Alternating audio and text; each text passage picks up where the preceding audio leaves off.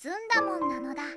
2025年3月8日土曜日、晴れ。花粉がたくさん飛んでいるのだ。花粉症の人は大変なのだ。柴田よくさる先生の東島炭三郎は仮面ライダーになりたいがアニメ化するのだ。